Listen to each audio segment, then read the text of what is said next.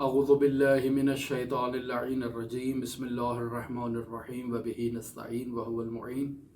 हमारी आपके साथ गुफ्तगू हज़रत सैयदुल औसिया अमीरुल मोमिनीन अली इब्न अबी तालिब अलैहि आलाफ व तहियत व सना के फ़ैसलों के बारे में जारी है।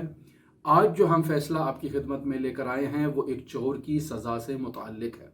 इसका टाइटल ये है कि अब इसे जेल में डाल दो।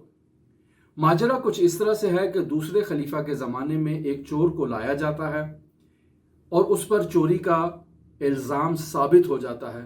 खलीफा हुक्म देते हैं कि इसका हाथ काट दिया जाए।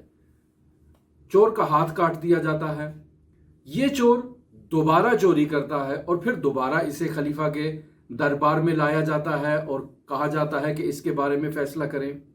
अब खलीफा हुक्म देते हैं कि इसका पाँव काट दिया जाए। पाँव काट दिया जाता है। तीसरी मर्तबा ये चोर दोबारा चोरी करता है और अब फिर इसको खलीफा के दरबार में लाया जाता है और कहा जाता है कि अदल व इंसाफ का बोलबाला करें। इस मर्तबा खलीफा ये हुक्म देते हैं कि इसका दूसरा हाथ भी काट दिया जाए। तो अब इस मौके पर हज़रत सैयदुल औसिया अमीरुल मोमिनीन अली इब्न अबी तालिब अलैहि आलाफ व तहियत व सना मुदाखलत करते हैं और खलीफा से कहते हैं कि आपने इसका एक हाथ भी काट दिया, इसका एक पाँव भी काट दिया, अब इसका एक हाथ और एक पाँव बचा है, इन्हें भी आप काट देना चाहते हैं। ये फैसला दुरुस्त नहीं है।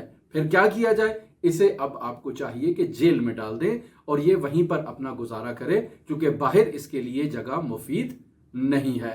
हमारे साथ रहिएगा। हम हज़रत सैयदुल औसिया अमीरुल मोमिनीन अली इब्न अबी तालिब अलैहि आलाफ व तहियत व सना के फैसलों के बारे में आपके साथ गुफ्तगू कर रहे हैं। अल्लाहुम्मा सल्ली अला मुहम्मदिन व आलि मुहम्मद वअज्जिल फरज क़ाइम आल मुहम्मद।